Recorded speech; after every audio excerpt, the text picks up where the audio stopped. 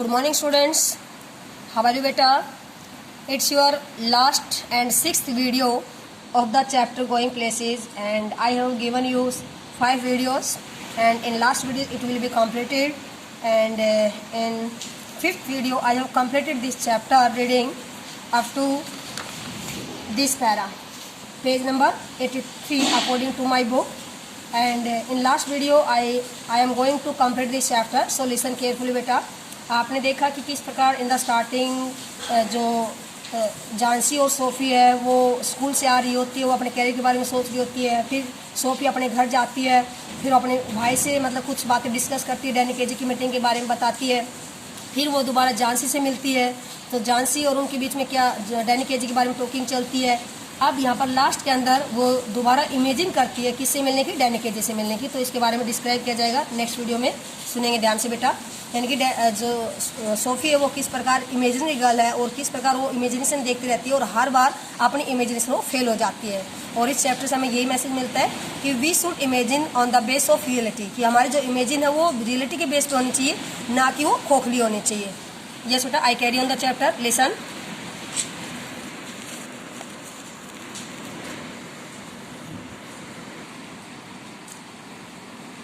Yes बेटा, SoFi again imagine करती है डैनी केजी से मिलने की, कि डैनी केजी किस प्रकार उससे मिलने के लिए आता है, तो किस प्रकार वो इमेजिन करती है और अपनी इमेजिनेशन वो कैसे फेल हो जाती है, वो इसके बारे में डिस्क्राइब किया जाएगा।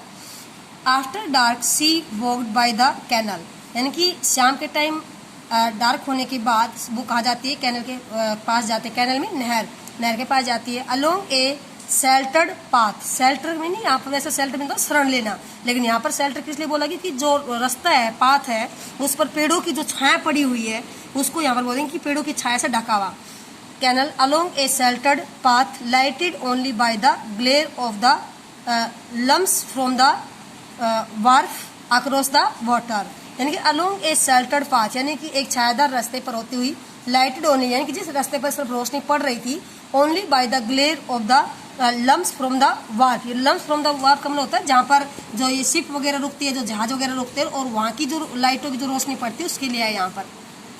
Glare of the lamps from the wharf across the water, यानी कि पानी के दूसरी छोर तक जो वहाँ पर जहाज वगैरह की जो लाइटें होती है, वहाँ पर जो एरिया होता है, तो उनकी रोशनी सिर्फ उस रास्ते पड़ रही थी, तो उस रास्ते से होती हुई वहाँ कैनल के पास जाती है।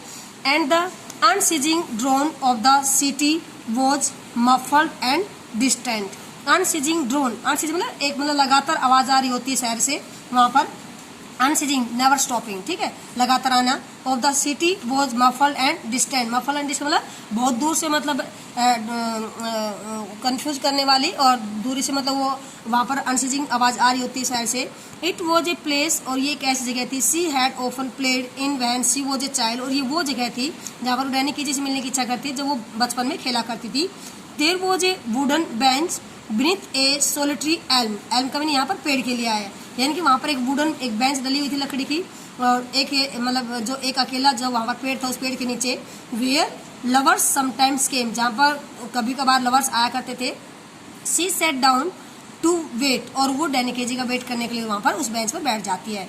It was the perfect place, ये एक परफेक्ट प्लेस था। She had always thought so, और वो हमेशा उस टाइप की जगह पर मिलने के बारे में सोचा करती थी। For a meeting of this kind, इस टाइप की मीटिंग के बारे में। For those who wished not to be observe, ये वो जगह थी जहाँ पर लोग क्या नहीं कर सकते, एक दूसरे को ऑब्जर्व नहीं कर सकते हैं। सी न्यू ही वुड अप्रोव, और वो जानती थी कि वो आएगा वहाँ पर।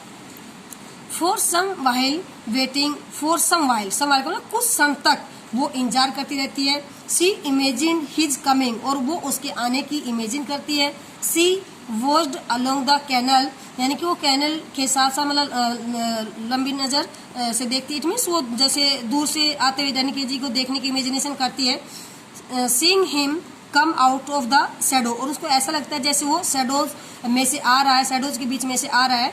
Imaging her on constant excitement, फिर वो imaging her on constant excitement, it means वो खुद की उत्तेजना का जो रिजल्ट, जो परिणाम है, उसको भी इमेजिन करती है।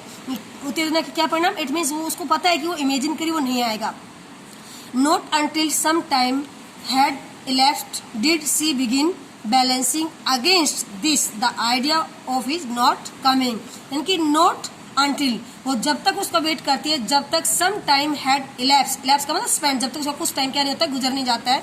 डिड सी बिगिन बैलेंसिंग, फिर उसके बाद यानी कि कुछ टाइम के बाद जो नहीं आता है तो स्टार्ट हो जाती है balancing against this the idea of is not coming, इस आइडिया की वो आएगा और इस आइडिया की वो नहीं आएगा, इन दोनों आइडियाज के बीच में बैलेंस बनाती है। वो क्या करती है वहां पर, मतलब बैठती है और वहां पर इमेजिन करती है। हेयर आई सेट, ओ मैं यहाँ बैठी हुई थी। सी सेट टू हरसेल्फ, यानी कि जो इमेजिन करते जैसे वो उसके पास आ गया हो। सी सेट टू हरसेल्फ, ने स्वयं से कहा। Wishing Danny KG would come, ये इच्छा करते कि डैनी केजी आएगा। विशिंग ही वुड कम, ये इच्छा कि वो आएगा। And sensing the time passing, और वो सेंसिंग मतलब सॉरी फील करेगा, महसूस करेगा कि कितना टाइम गुजर गया। I feel the punch of doubt stirring inside me, यहाँ पर पंच ऑफ डाउट का मतलब होता है संदेह की किरण, संदेह की आशा, ठीक है। आई फील द पंच, यहाँ पर आई सोफिया अपने लिए बोल रही है। I feel the punch of doubt stirring inside me, यानी कि मैंने उसके न आने की संदेह के किरण को मैंने अपने अंदर महसूस किया, रियलाइज किया। I watch for him but still there is no sign of him, I watch for him, मैंने उसको देखा बट उसका आने का कोई वहां पर चिन्ह नहीं था। I remember Geoff saying he would never come, और फिर मैंने जब मैंने देखा कि वो नहीं आया तो फिर मैंने अपने भाई जियोफ की उस सेइंग, उस बात को याद किया, ही वुड नेवर कम, कि वो नहीं आएगा। And how none of them believed me when I told them, और फिर मैंने इस बात को इमेजिन किया कि कोई भी मेरी बात पर विश्वास नहीं करेगा जब मैं उनको बताऊंगी कि वो मिलने नहीं आया। I wonder what will I do, फिर मैं हैरान हो रही थी कि मैं क्या करूंगी। What can I tell them now, मैं अब उन अपने भाई को क्या बताऊंगी। If he does not come, अगर वो नहीं आता, डैनी केजी नहीं आता है। But we know how it was Danny and me, लेकिन मुझे पता है, लेकिन वो बार बार इमेजिन भी करती है और बार बार सच्चाई को भी सोचती है। उसको पता है कि वो नहीं आएगा और वो इसको भी सोचती है, बार बार ये भी सोचती है कि नहीं वो आया है।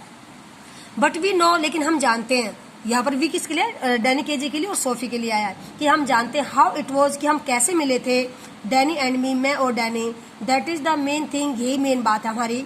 How can you help what people choose to believe, how can you help, तुम कैसे मतलब हेल्प ले सकते हो, what people choose to believe, कि लोग किस बात को मतलब विश्वास करने के लिए चूज करेंगे। बट ऑल द सेम, लेकिन सेम टाइम पर इट मेक्स मी डेस्पोंडेंट, डेस्पोंडेंट का मतलब मुझे निराशा हाथ लगती है, इट मीन मैं निराश हो जाती हूँ। दिस नोइंग, ये जानते हुए कि I shall never be able to show them, कि मैं उनको ये बात शो नहीं कर पाऊंगी, नहीं दिखा पाऊंगी। They are wrong to doubt me, और they are wrong to doubt me, और इस प्रकार वो क्या करें, मेरे ऊपर संदेह करने में क्या होंगे, गलत होंगे।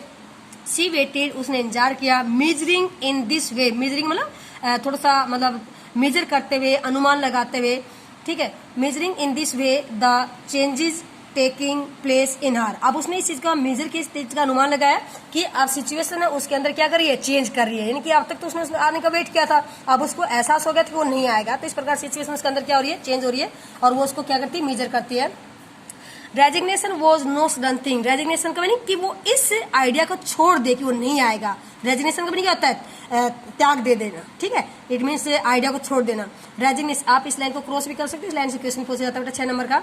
Resignation was no sudden thing, यानी कि इतनी जल्दी से आइडिया को छोड़ देना एक अचानक होने वाली चीज नहीं थी, इट मीन्स अचानक सडनली वो इस आइडिया को छोड़ भी नहीं सकती थी। Now I have became sad, अब मैं सैड हो जाती हूँ। शी थॉट, उसने सोचा। And it is a hard burden to carry, ये लाइन मोस्ट इंपॉर्टेंट है बेटा, आप ध्यान देंगे, ये आपका 6 नंबर का क्वेश्चन पूछा जाता है इस पैरा से।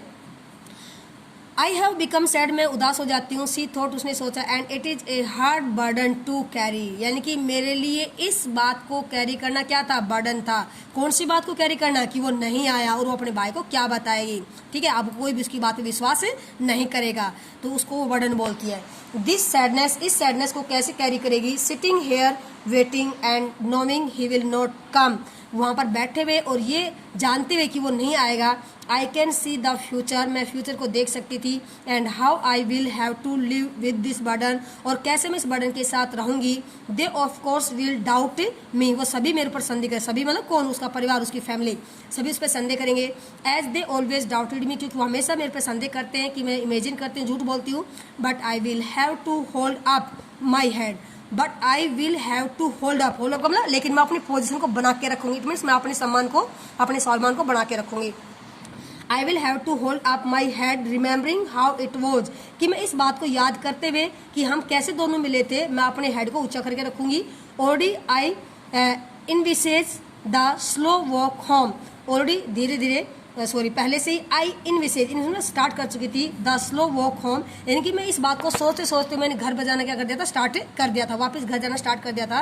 एंड जियोफ डिसअपॉइंटमेंट फेस, और मैं जियोफ के जो उदास चेहरा था उसको मैं महसूस कर रही थी। व्हेन आई टेल हिम, जब मैं उसको बताऊंगी और किस प्रकार जियोफ है वो उदास हो जाएगा। ही डिड नॉट कम, कि वो नहीं आया। दैट डैनी, वो डैनी नहीं आया। And then he self fly out and slam the door, इस प्रकार वो क्या करेगा, एकदम उठेगा और दरवाजे को बंद कर देगा।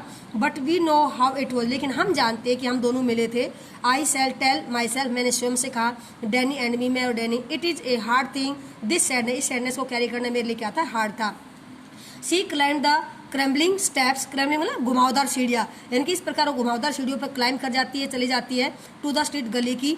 Outside the pub she passed her father's bicycle, यानी कि पब के बाहर उसने अपने फादर की बाईसाइकिल को साइकिल के पास से गुजरती है।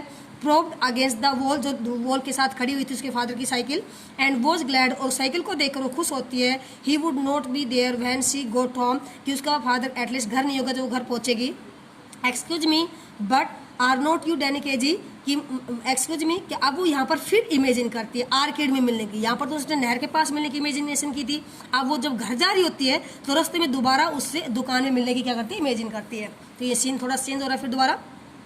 Excuse me but are not you Danny Casey, क्या तुम डैनी के जी नहीं हो। कमिंग थ्रू द आर्केड, यानी कि जब आर्केड से आते हुए। सी पिक्चर्ड हिम, पिक्चर मीन कल्पना करना, अनुमान लगना, माइंड में पिक्चर बनाना। सी पिक्चर्ड हिम अगेन आउटसाइड रोएस, उसने रोएस के बाहर उसके से मिलने की कल्पना की। ही टर्न्स, वह एकदम मुड़ता है। रेडनिंग स्लाइटली, एकदम लाल होता हुआ, खुश होता हुआ। यस दैट इज राइट, हाँ बिल्कुल ठीक है, मैं डैनी के जी हूँ। I watch you every week, मैं आपको हर सप्ताह देखती हूँ। With my dad and my brothers, अपने भाइयों के साथ, अपने डैड के साथ। We think you are great, और हम सब आपको बहुत ग्रेट मानते हैं, आप बहुत ग्रेट हो।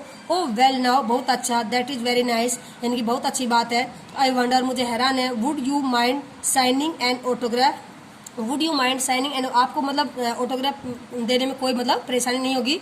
His eyes are on the same level as your own, यानी कि उसकी आंखें क्या होती है, उसकी आंखों से क्या करती है, सेम लेवल पर मिलती है। His nose is freckle, freckle mean चित्तीदार, धब्बेदार, यानी कि उसकी जो नोज थी वो फ्रैकल थी, चित्तीदार थी, धब्बेदार थी। एंड टर्न्स अपवर्ड स्लाइटली, और वो थोड़ी देर ऊपर की तरफ उठी हुई थी। And when he smiles he does so shyly, और जैसे ही वो स्माइल करता है तो एकदम क्या होता है, साइली मीन शर्माते स्माइल करता है। एक्सपोजिंग टीथ, अपने दांतों को दिखाते स्माइल करता है। विद गैप्स बिटवीन, यानी कि अपने लिप्स के गैप के बीच में अपने दांतों को दिखाता है, एक्सपोज करता है। हिज आइज आर ग्रीन, उसकी आंखें एकदम ग्रीन थी। And when he looks straight at you, और जब उसकी आंखें ठीक सीधी आपके ऊपर देखती है, इट मीन्स सोफी पर देखती है। दे सीम टू सिमर, उसकी आंखें एकदम चमकती हुई दिखाई देती है, चमकती हुई दिखाई देती है। दे सीम जेंटल, वो एकदम मतलब जेंटल होती है, अच्छी होती है। ऑलमोस्ट अफ्रेड, लेकिन उसमें डर होता है। लाइक ए गैजल, गैजल मतलब एक डियर, हिरण के बच्चे की तरह। And you look away, and you look, और जैसे ही तुम देखते हो तुम्हारे पर देख रहा है तो तुम मतलब साइड में देखने लग जाते हो। You let his eyes run over U a little, और तुम उसको अपने ऊपर उसकी आंखों को देखते छोड़ देते हो। And then you come back to find them, फिर तुम ये देखते हो कि वो तुम्हारे पर देख रहे हैं, नहीं देख रहे हैं। स्लाइटली ब्रीथलेस, और तुम एकदम क्या हो जाते हो, ब्रीथलेस हो जाते हो। एंड ही सेज, और वो कहता है, I don't seem to have a pain at all, ओ मुझे लग रहा है आपकी बारी मेरे पास क्या नहीं, पेन नहीं है। You realize you have not either, और तुम्हें भी रियलाइज होता है कि, यानी कि सोफी को भी रियलाइज होता है कि सोफी के पास ही पेन नहीं है। My brothers will be very sorry you say, और फिर तुम कहते हो मेरे भाई काफ़ी मतलब इसके लिए सॉरी फील करेंगे। एंड आफ्टरवर्ड्स, इसके बाद you wait there alone in the arcade, तुम अकेले आर्केड में इंतजार करते हो। For a long while, for a long while. Standing where, जहाँ स्टैंडिंग वेयर वहाँ पर खड़े होकर, जहाँ पर ही स्टोर, जहाँ पर वो खड़ा हुआ था। Remembering the short melodious voice, उसकी मधुर आवाज़ को याद करते हुए। The shimmer of green eyes, उसकी ग्रीन आंखों की चमक को याद करते हुए वहाँ पर खड़े रहते हो। नो टॉलर देन यू, वो तुमसे ज़्यादा मतलब ज़्यादा बड़ा नहीं था। नो बोल्डर देन यू, वो तुमसे ज़्यादा बोल्डर नहीं था। द प्रोडिजी, वो गॉड गिफ्टेड, यानी कि जीनियस बंदा। द इनोसेंट जीनियस, यानी कि वो भोलापन उसके अंदर जो मानता थी। द ग्रेट डैनी केजी, वो महान डैनी केजी। इस प्रकार सोफी क्या करती है, उसको मतलब इमेजिन करते वहां पर खड़ी रह जाती है। एंड सी सा it all again last Saturday, और फिर उसने डैनी केजी को कहाँ पर देखा, लास्ट सैटरडे को स्टेडियम में देखा। देखो ये अब तक की इमेजिनेशन थी, एक्चुअल में उसने डैनी केजी को सिर्फ स्टेडियम में देखा था रियलिटी में, बट वो उसे कभी मिली नहीं थी, उससे कभी उससे बात नहीं हुई थी। ये सारी इमेजिनेशन है। स्टेडियम में एक्चुअल में उसने देखा था। तो क्वेश्चन पूछा जा सकता है बेटा कि उसने एक्चुअल में उस डैनी केजी से मिली थी या नहीं मिली थी। एंड सी सा इट और अगेन, फिर उसने दोबारा देखा उसको लास्ट सैटरडे को। सा हिम घोस्ट पास्ट का मतलब था बड़ी तेजी से गुजरते हुए।